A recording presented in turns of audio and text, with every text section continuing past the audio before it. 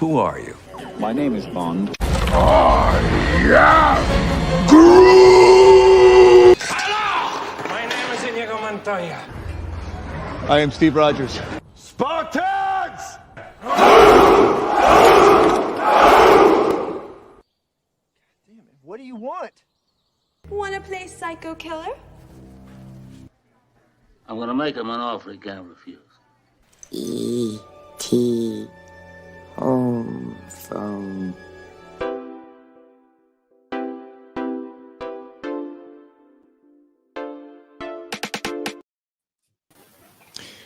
Just dancing to my music. I wish it was a little longer. The music should have, I cut the music too short.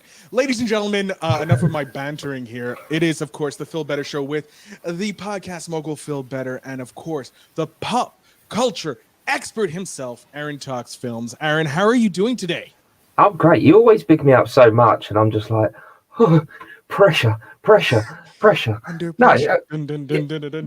yeah. I was going to say this is no place for banter on the Feel Better Show. So can you cut that out at the beginning of the episode? I'm sorry. We don't do any banter here. No, it's straight facts and straight talking all the way through. There's no nonsense, and I still can't get over that intro. It's great. As soon as it comes on my screen, I just start smiling. I just think it's brilliant. Oh, I love it. It's getting better every week. You know, I'm trying new things, trying something until I find the intro that works for us, trying to keep it at least 30 seconds. But enough of all that. Like, you're not here to hear about what I'm doing on the behind the scenes, how I become the podcast mogul. That's for other podcasts. No, you're here because today, me and my good friend, we become Black Widows from the Red Room. Ooh, I'm so glad you picked this movie. Honestly, when you said let's do Black Widow, I was like, yeah, sure. I've got some thoughts on Black Widow. Everybody has some thoughts on Black Widow. But before we do that, we kind of have an announcement. Well, I have an announcement. You're part of the announcement. Yes, Phil is pregnant, and it is mine. It is true. I am the first male, cis, white gendered male to be pregnant. Yes, and I think that's how we've never even met in person. It's even more of a miracle. Magic. It's the Jesus baby coming again. We are having a child in a way, yes, if you will. We're birthing something from the annals of the Phil Better Show, because Disney Plus has a plethora of shows from mine and your childhood, and a plethora of movies as well. We're going to be doing a new a Patreon exclusive. So if you want to listen to the new show, you need to go to Patreon. The link will be in the show notes down below, but it's probably going to be patreon.com/Phil Better Show. And you can get a short 5 to 10 minute review of different shows and movies from classic Disney. So we're going to start with, because we're both Marvel heads, and Aaron told me, he's like, have you watched this? And I'm like, oh my God, it's on. And then he's like, yes. And I'm like, we review it. So we're going to be reviewing the 1994 Spider-Man TV show that used to be on Fox Kids for Canadians. I don't know what it was aired off in, what was it in Britain? What channel played the Spider-Man? I believe we had some kind of Fox TV show on it was such a long time ago, Phil. It's 94 is a few years ago. It's nearly 20 years. Holy shit, it's going to be 20 years. Give me a moment. We're so old. Oh my God, I feel old. Like, kids, like, this show is going to be old enough to drink, or going to be old enough to drink. It was in 94. It's 2021. Math. Yeah, it's over 18 years old. Yeah, I've decided it's 18 years old. I can't do it anymore. It's ridiculous. I mean, it's one of those things that I get quite a lot. I mean, I had a conversation with someone the other day. It was online. They put a picture up from the original Teenage Mutant Ninja Turtles movie from the 90s. Classic. My brother actually, I don't know if I told you this or anybody on this show, my brother, huge TMNT fan. He actually has a replica of Raphael's mask. Oh. And it scares the shit out of me every time, because my parents have downsized. They're in a condo, and my brother lives with him, and he has all this stuff in his room. And so the spare bed is in his room, literally on the floor. But when I wake up, sometimes in the middle of the night to go to the bathroom, I sit up and I look over and I see his sleeping head, and then I just see his eyes just stare at me. And if you forget, because like my room doesn't have a fucking replica mask on it. I have a helmet from Notre Dame. But yeah, so it freaks. I still get freaked out about it. Because Yeah, I see it and I'm like, and then I'm like, oh, it's just a mask. I love that movie. I actually printed it out. I don't know if I really should move my laptop without it falling apart. I have the pictures from that movie. Oh my god! I literally just printed those out. But yeah, during this conversation, I dropped into the conversation that I saw that movie in cinemas, and all of a sudden I felt very old because yeah, I saw that movie in the cinema. You know, Jurassic Park I saw in the cinema, and it just those sort of movies when you look back and you think I saw those. I still remember the seats kind of rumbling from when the T-Rex just shows up and just. And it wasn't even movable seats. It was just because of the base of the theater that shook the chairs, you know? Yeah, and because those buildings were so old at the time, and they just. Well, they were new at the time that I went to see it because it was in '94, but now it's really old. So. Yeah. Oh my God, I'm old. Yeah, basically we're adults. We're nostalgics. That's what it is. We are nostalgics. That's why we're going back to look at these old Disney shows. Like you say, Spider-Man. I think we spoke about X-Men. Yeah, so we're going to do the Spider-Man first. We're going to hit X-Men afterwards because they came out at around the same time and they have some crossover episodes, which is always great. Oh, yes. And then I think we're just going to we're going to go through each episode. So this is how it's going to work on the Patreon. Each 5 to 10 minute episode will be an episode of the show. So if we're watching Spider-Man, the first episode that we watch, we're going to review it, and that's going to go up. And that's how it's going to work. We're going to break through the whole season. I think when we talked a couple days ago about it, we said we were up to like 65 episodes, I think. Yeah, roughly. Because we had the Spider-Man, the X-Men. X-Men. I think we spoke about Gargoyles as well. Gargoyles as well. Yes. And this all started literally. We just had a conversation. We just thought we'd have a little catch up.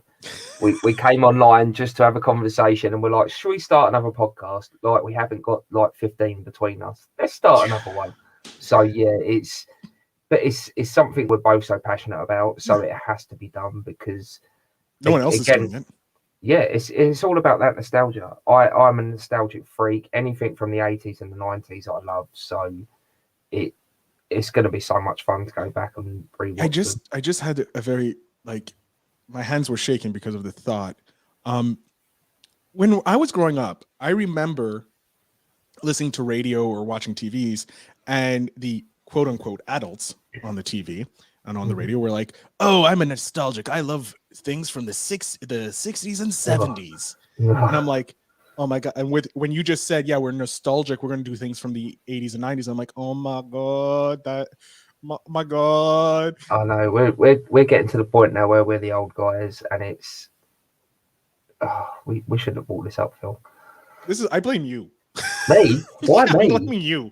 We're 8 minutes in and we haven't even talked about the movie. We're talking about a Patreon. But yes, so it's going to be Disney films, Disney stuff that we grew up with. We're going to start with some of the Marvel stuff because Spider-Man No Way Home is it No Way Home? Yeah, No Way Home is coming out next month. So we kind of want to boost up on the maybe get some free publicity with that. And plus we know the X-Men are coming down into the Marvel universe. It's just a matter of time, so might as well get reach some classic stories that they told on the TV show, and something I haven't watched in years. So might as well have that nostalgic feeling.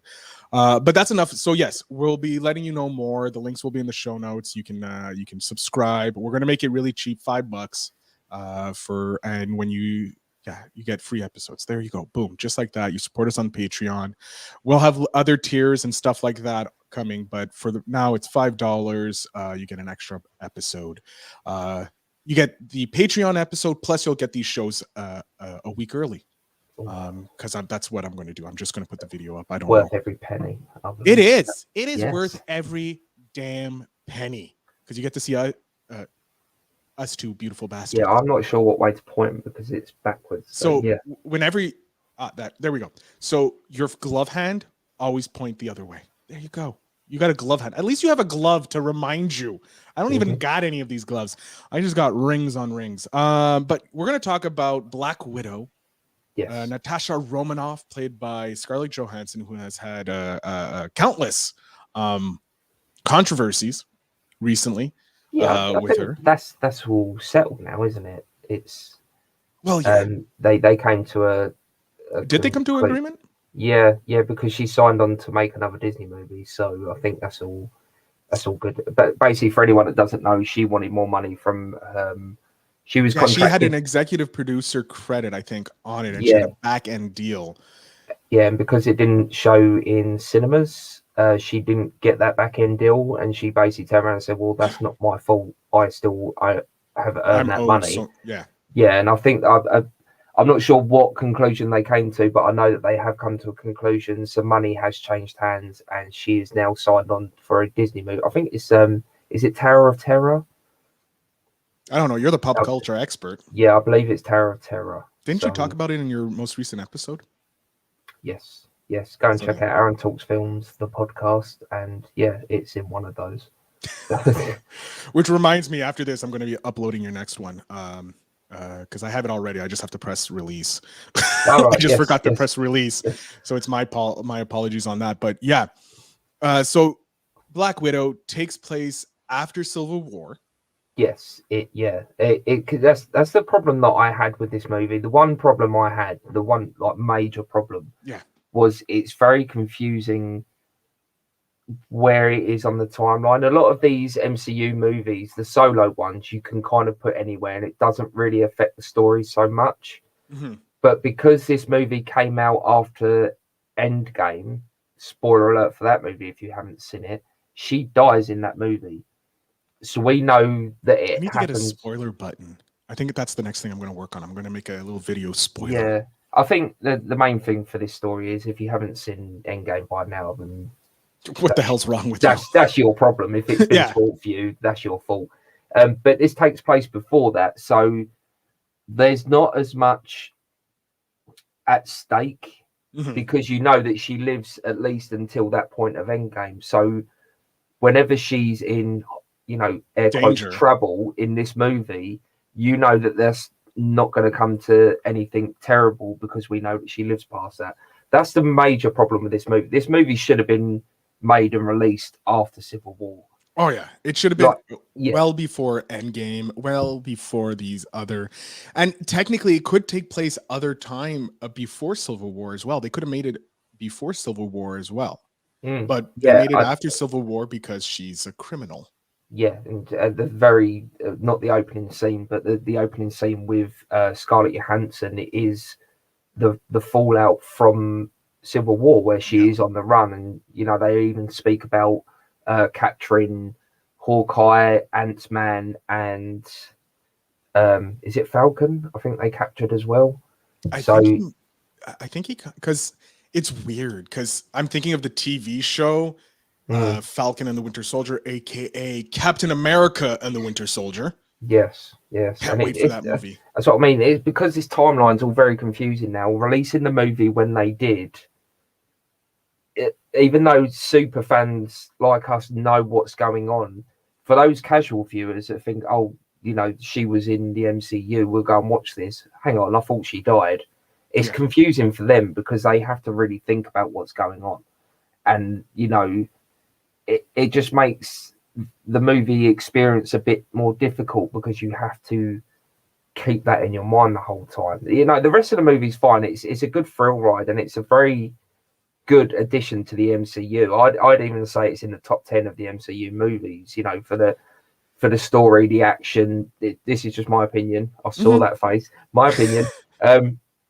Just for the story and the action and the acting, for all of that gets put together, it is a very solid movie. But because you're having to, think about all the extra stuff, it just makes it a little less enjoyable. Yeah. So for me, there are some great points in this movie, great action sequence. I think like you said, it suffers from the fact that I already know her eventual outcome. Yeah. So there's no stakes for this movie. And I wish they would have done more to build up I can't pronounce her name, but I think it's Yelena, the sister. Florence Pugh, Pugh. Thank you, Florence. Yelena. Yelena. I wish they would have put more emphasis on her and made her bigger, because spoiler alert. And at the end of the after credits, she kind of gets recruited, which is really interesting because the character that does the recruiting, or that she has a connection with, has only appeared in Falcon and the Winter Soldier. Yes. Yeah. And she recruited the agent. What is it? Agent America, or what does it go by? I was going to say Agent Smith, but that's Matrix, isn't it? I think it's Agent 49 or something like that. It's something along those lines. Yeah. It's pop culture, people. We're horribly failing. Yes, and I'm the pop culture expert. See what I mean it's about fine. you? See what I mean about you building me up at the beginning of the episode, and then something like this happens and just ruins all my credibility. This is why I have IMDb on my computer. Yeah. Captain. No, it's gone. It's all right. But yeah, so that connects the movie universe to the TV universe. Even though they're already connected, it does help to have that connection. But I think they're building her up to be the next Black Widow. So yeah, I think she is going to be the Black Widow going forward. Yeah. But so if people don't know, what's her name? Louis Dreyfus. I always forget her name. Who? Yelena? No, the other one at the end of the movie. Oh, I can't remember her name. I hope you're going to edit this, Phil. No, this goes up straight without any. So you have Scarlett Johansson. Yeah, no. I don't care enough. So she's not showing up in the top cast. I'll find it. I'll find it. Just I got it. Give me. No, this is a race now. I'll find it before you. Mm-mm. Aha, alphabetical. Valentina Allegra de Fontaine. Played by Julia Louis Dreyfus. Damn it. Just had it. Yeah. Just had it. So if people who don't know, Contessa, Valentina is actually Lady Hydra Yes. in the comics. And people are like, who's Lady Hydra? I thought Hydra was dead. Lady Hydra is this like special person. She kind of plays both sides and stuff like this, but it could be that they're building the evil Avengers, which is like the Thunderbolts. Thunderbolts. Yeah, you got Red Hulk, the bad Captain America. Here, hold on. Give me a second. See if we can get this. No, that's not what I want. Back. But I know that she recruits Yelena by saying that she knows who killed her sister, which is obviously Hawkeye. But he didn't kill her. But obviously, he was the last person there to see her alive. So people don't know what happened to Black Widow in that scene in Endgame, because obviously it was on Vormir, on a completely different planet or universe. So, yeah, she basically says, "I know who killed your sister." It was his name is U.S. Agent. That's it. Yeah, I know it was something so simple and John Walker, stupid. U.S. Agent. So that's how it ends. It ends with Valentina, Lady Hydra. Spoilers. It's free on Disney Plus. Yes. But going and recruiting Yelena to be part of the Thunderbolts, which has U.S. Agent, an evil Black Widow, the Red Hulk, played by Thunderbolt Ross. But it could switch. They may not put the Red Hulk. They may put a Abomination because he showed up in Sim Lee. Yeah, I've still not seen that movie yet. I'm still waiting. You have to see it. It's I know. I need to see it. It's coming to Disney Plus very soon. Like next month. Next month, it's on Disney Plus. It's either at the end of October or mid-November. I think it's mid. But yeah, it's an amazing movie. It's the martial arts and the effects are. I know. I've heard so many good things, and I've avoided every single spoiler. But yeah, to bring in Red Hulk, you'd have to bring in Ross, the old guy with the mustache. But I think I don't see the actor who plays Thunderbolt Ross is who again? Give me a second. See, I know it as soon as I hear the names. I know because he was at the very beginning of this movie as well, and it's really annoying. William Hurt. That's the one. Yeah. Not only We are horrible as pop culture people. Reviewing putting a me on the movie, we spot. don't know actors' names. I know it. I knew it, but I just couldn't get it out. Yeah, I think it's too late now to Yeah, he's too old. introduce that character because Well, Thunderbolt Ross is already in the MCU. yeah, he's in the MCU, but you'd have to then turn him into the Red Hulk. There's been no inclination to that whatsoever throughout the whole of the MCU. Yeah. So to introduce him now and just go, oh, by the way, he can turn into the Red Hulk, that will just undercut a lot of stories. So they'd have to introduce him as that character and then sort of backtrack a little bit. They can do it, you could do a quick 5-minute prequel origin story with him, but it'd just be easier, like you say, just to put Abomination in that slot. All right, so I just pulled up the Thunderbolts history, Mm-hmm. and this is very interesting. So you have Baron Helmut Zemo, or Zemo, Yes, of Thunderbolts, course. Yeah. who was, well, we know was in Winter Soldier. Mm-hmm. Well, and yeah. the Winter Soldier. No, Silver TV. Surfer. Civil War, because he's the reason for Civil War. Yes. He was also in the Winter Falcon and the Winter Soldier. Yes. Amazing. He had incarnations of Masters of Evil during a rescue attempt of Goliath, the former bodyguard to Baron. The summon members included Beetle, Fixer, Moonstone, and Screaming Mimi. Oh yes, that classic Marvel character. Yeah. Then we're going to go Marvel's Most Wanted. These members included former Avenger Hawkeye, a later young African-American hero named Charcoal. That's not racist. Having been created by a create a character contest in Wizard, Hawkeye convinced the new teammates that he would pardon if Mach 1, who had Okay, the Thunderbolts, I don't care. Changes. Let's see here. Org was accepted as a member of the Thunderbolts soon after Techno attacked, placed him in stasis, and assumed his identity. Rebirth and Ending. Nazi Germany. Avengers, Thunderbolts, the best incarnation, the best intentions. Because eventually you had Norman Osborn take over. That's a whole other thing they'd have. Yeah, that's Norman introduce as well, Osborn, so- Moonstone, Bullseye, Penance, Radioactive Man, Songborn, Swordsman, and Venom as the Thunderbolts. Then there's the Hammer, which is here it goes. This seems like a possibility. Yeah. You have Hammer's Thunderbolts, which means it's Justin Hammer, Yes. but it could easily be put into Lady Hydra.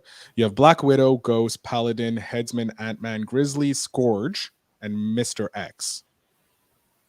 So we already have Ghost in the MCU. Wait, Red Hulk's Thunderbolts, which I highly doubt will be it because it's Red Hulk, Deadpool, Elektra, Agent Venom, and Punisher.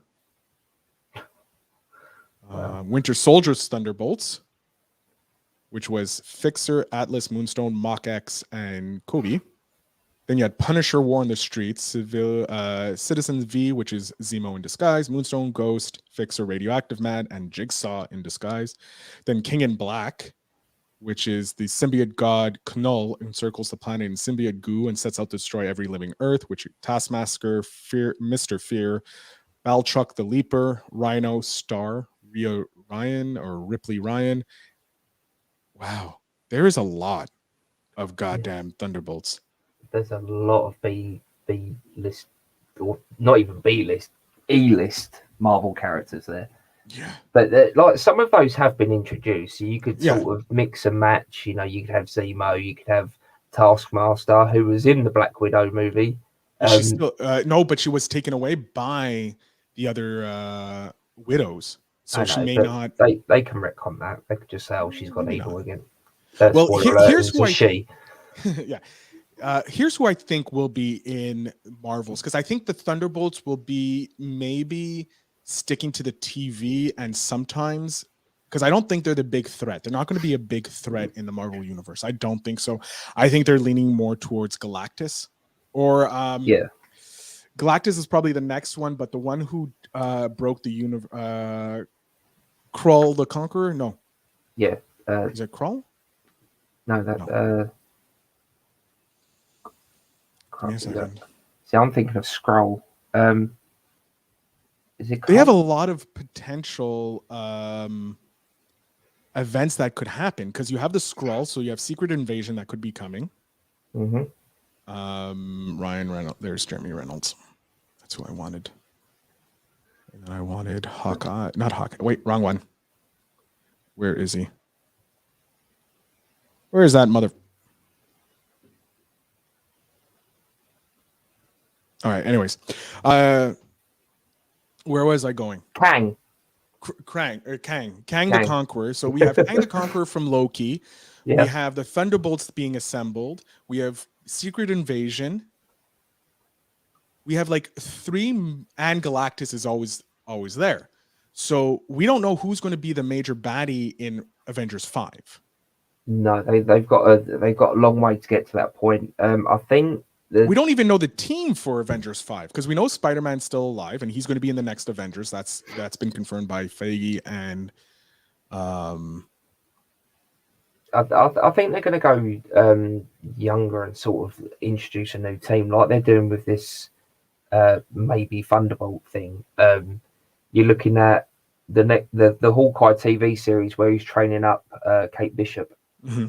So you also have Scarlet and Speedster from WandaVision, the sons of Wanda and Vision. Yeah, if they keep hold of those, you've got Scarlet Witch as well, who could possibly turn into a bad guy, like she does in the She's comics. Apparently in. It's been rumored in the upcoming Doctor Strange multiverse of madness that she's playing the villain.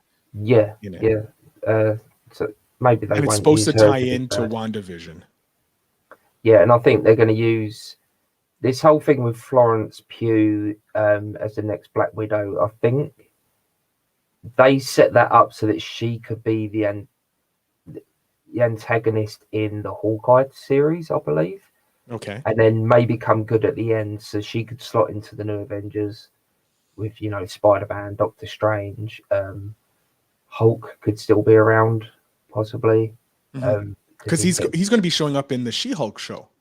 Yes, and then he's getting his own solo movie. Possibly. It's still rumored. But it's supposed to be World War Hulk, I think, if I'm not mistaken. Yeah. Which is going to be insane because World War Hulk happens before Smart Hulk. They already visited his. So they can change all that around. Well, you know what they could do, because they could just take from. It was Avengers 2 that he left, right? Yeah, Age of Ultron. He went up in the plane. Yeah. So what they could do is they could take starting point from him leaving and landing on Sakaar, and doing World War Hulk, the second part of World War Hulk, where he's on Sakaar. Yeah, so we get Jeff Goldblum again. Would that be set around the same before Thor Ragnarok? Probably. It'd probably be an lead into Thor Ragnarok. I don't like that though, because again it goes back to the point of Black Widow where they're setting a movie before the events that have already happened, so we already know where it's going to lead into. It's a good idea because obviously I think that's what everyone thought was going to happen when they found out that the Hulk was going to be in Thor Ragnarok on that planet. Everyone just assumed World War Hulk. It would have been great. Yeah, the only way to do it is to split them. Smart Hulk and Angry Hulk, because I think there's been rumors that they were going to do that anyway, where they was going to split them into 2 somehow. I don't know. It's comic book logic. It's fine, but it's so hard to know what's coming because you like we're talking we're talking about Black Widow, how it ends with the possibility with what happened with US Agent. You have the Black Widow coming, you have Abomination, you have Theodore Thunderbolt Ross, who we all know becomes the Red Hulk, but there could be another person. Like, it's going to be very interesting to see where they're going. Like, Kevin Feige has multiple plants growing right now, keeping us all not knowing who the next major villain is. Like, we figured out it was Thanos at the end of Avengers 1. We knew Thanos was the big baddie at the end of Avengers 1, right? We thought it was Loki, and then it was curtain pull Thanos. I'll do it myself. Yeah. It's That's the good thing about this whole MCU, and with Kevin Feige in charge as well, because he knows the end goal. I was going to say end game. He knows the It end technically goal. is the end game, but Yeah, yes. he knows the end game, but he builds to that, and he doesn't really let on what is going on. He'll sprinkle some hints here and there, so people like us can, pick these apart and try and guess and work out where it's going to go eventually. But it's just nice to know that he has a kind of 5-year plan. He says, we're here now. In 5 years, we need to be here. Go. And, he sort of sets everything in place as it's going. So it's nice to know that, as much as I'd love to know who's going to be the next big bad and what's going to happen in Avengers 5, I also don't want to know. It's true. No, this is my favorite part. Speculating, watching the YouTube theories out there, like Heavy Spoilers, an amazing YouTuber that, if you want like breakdowns behind, this dude knows his stuff. Like, yeah, I've watched one video since you recommended it, and it's still playing over in my mind. I can't believe how good this guy is. This guy goes deep, and he also gives you credit to other YouTubers who break down these things and have these hot scoops, or a shot of poo, if you will, borrowing that from the Weekly Planet, another great podcast that you should watch, listen to, sorry. But yeah, because Kevin Feige now has control of both the cinematic universe as well as the television universe. Yeah, he now has more of a playground and sandbox to start planting seeds that will, like, he can plant, because the hardcore fans like me and you will watch the movies and the TV series because we're getting comic books on TV. Like, who doesn't want that? But then you have the guys or the people who are just interested in the movies, and now you can't put too much in the TV show that won't make sense to the movie. Like at the end of Avengers Endgame, everybody knew Falcon was going to be Captain America. Like, it was a foregone conclusion because he was like, here's the shield, it's yours. Yeah, so when he turns up in his own solo movie, those people that watch the movies aren't just going to be like, what the fuck? Yeah, why? But there was enough of a hint and a tease that it was going to happen. So, and then you have the TV show for people like us that gives us a bit more about how he goes from saying no to Captain America to being the new Captain America. Which is great because it also allows them to, they could technically build two evil villains. You have because the Thunderbolts haven't touched. The only time it's touched really is with Yelena at the end of Black Widow. And even then it wasn't stated about it. It just, there's enough hints there again for nerds like us to speculate. It's probably not even going to be the Thunderbolts. It could be but what would be interesting is if they keep the Thunderbolts to the TV version and not the movies. Because you can have this, because I don't know what they're going to do. I'm really confuzzled. It's fun. It's good. That's the best thing about these movies is we don't know where it's going, so we can enjoy the ride. I think that's the best thing. Like the Thunderbolts could happen after the events of Kang, or it could be part of Kang, and Kang could be like if 4 Avenger movies down. Like, we only saw Thanos by the third Avengers movie. We had 2 other Avengers movies, and then we had Thanos. Yeah. What could happen is we could have 3 other Avenger movies before we get to Kang. Like, we don't know what's going to happen. We don't know how they're going to do it. Like, I know they're building the Young Avengers team because they've gotten the younger people, so they're doing that. They may have 2 tiers, the youngers and the olders. Who knows what they're going to do? But now we're finally getting the comic book universe in the movie television verse. Like, we're getting to see some of the things we wanted when we were kids. We saw it in animation, but now we're seeing live action. Yeah, which I actually, when I was watching the Spider-Man cartoon series, I actually noticed a lot of stuff in there. I'm not going to say what it is. We're going to wait till we review that episode, but a lot of that stuff I was like, oh damn, I've seen that. So yeah, it is good. It's fun, and I love this journey that we're on. I really do. The MCU is bringing us along on a great ride, and Kevin Feige is an amazing storyteller, and the man's a genius. It's just nice to know that they've handed it to one person who is a fan as well, and just said, "Take care of this," because DC they throw it between different people, and there's no one really in charge. And they've put one person. I think there is one person now fully in charge. Is it? Don't ask me who. I was going to say Scott Snyder. I know that's not right. No, that's a wrestler. Scott Steiner's a wrestler. Big Papa Pump. Snyder. Zack Snyder, you mean? No, not Zack Snyder. There's a comic book writer. He wrote Year One, not Year One. He wrote one. The last.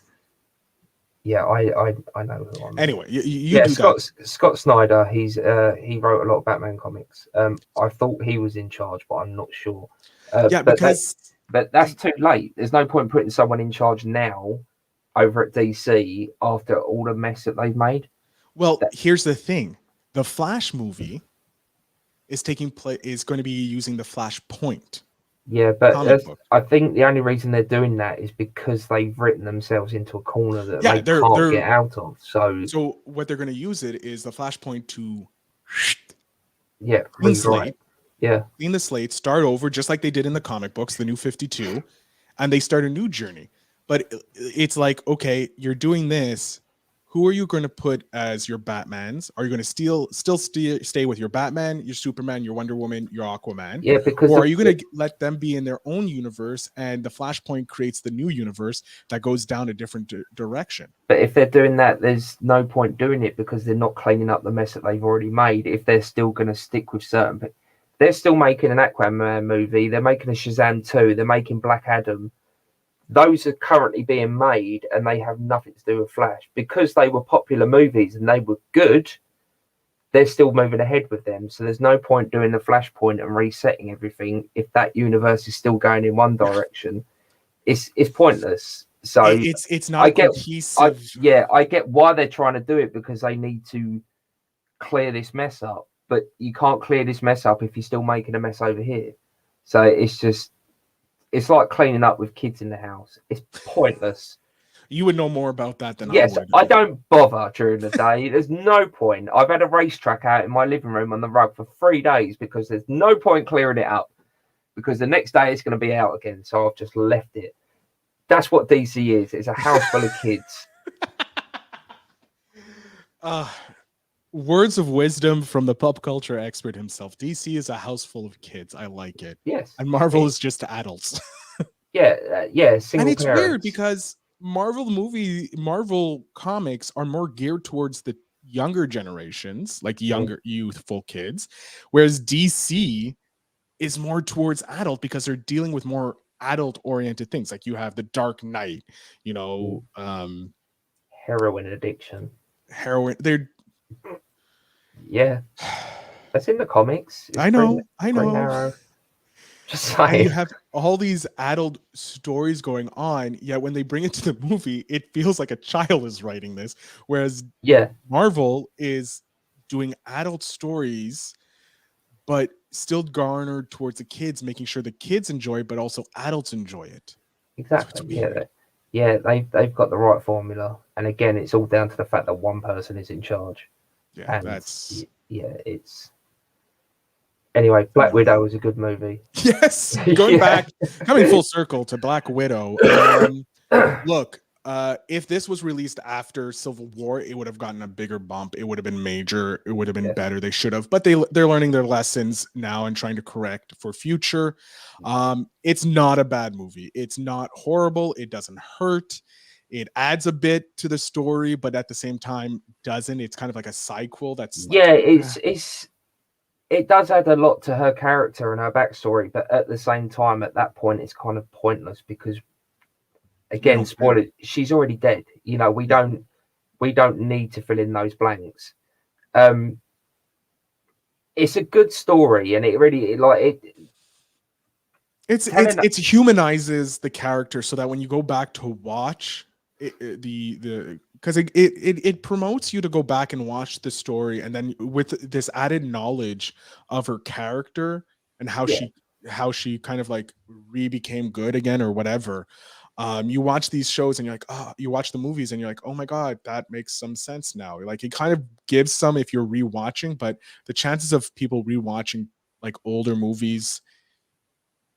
I feel like this movie, especially with this storyline, if you take some certain bits out, it could have been set before Iron Man 2, where she was first introduced.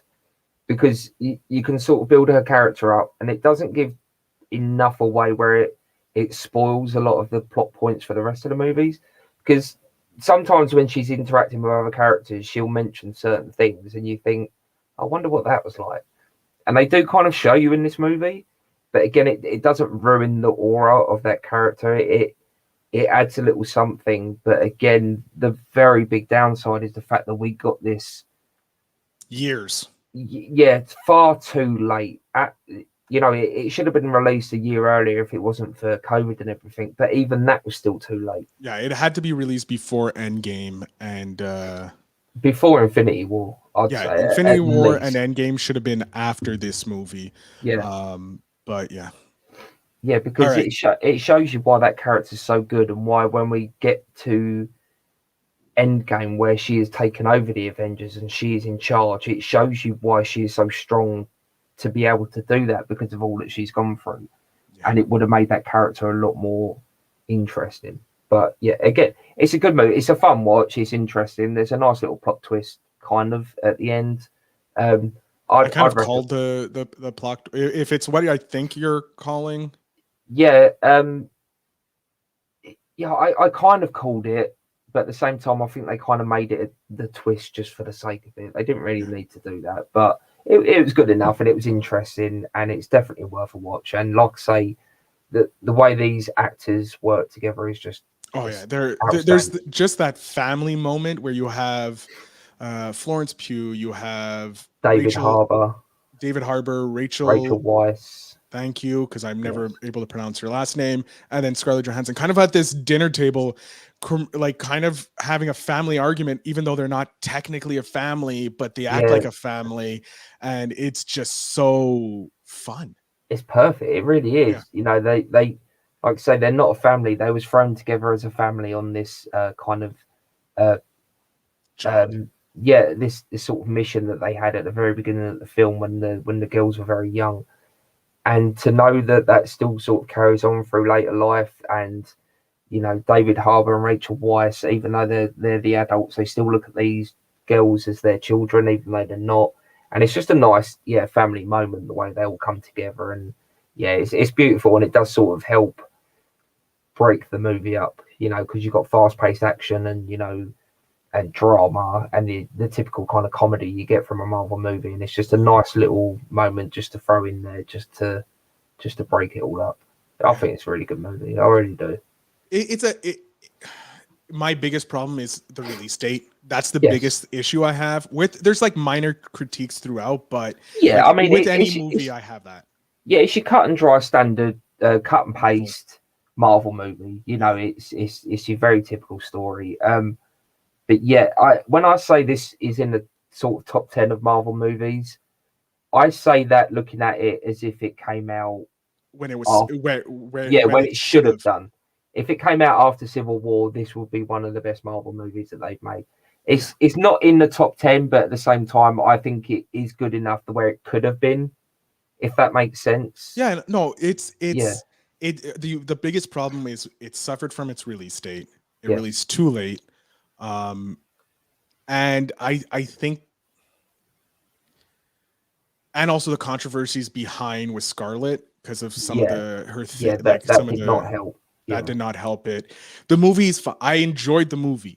The movie will be an enjoyable movie. I'm looking forward to it because my brother comes over once a month, and we're doing a movie marathon now. We're doing the Marvel movies because he's not seen any of the Marvel movies. He's not a big comic book fan, so he's like, make sure he watches this one after Civil War. So what we're doing is what's great about Disney is they have Disney. They put it in chronological order how it's like the movie's supposed to come out. So we started with Captain America, the first Avenger, and I warned him. I'm like, look, this is boring. No. It's for me and you. It's a great movie, but if I just sit back and look at it as a movie, it's boring. It doesn't have it feels like a comic book movie. It doesn't have it's a World War II movie, but it doesn't it's a lot more drama versus some of the other comic book movies, I find. I think again because this movie was made when it was made, you kind of have to take a lot of it with a pinch of salt. Oh yeah, no, I told him, like, look, it's not like all the other movies.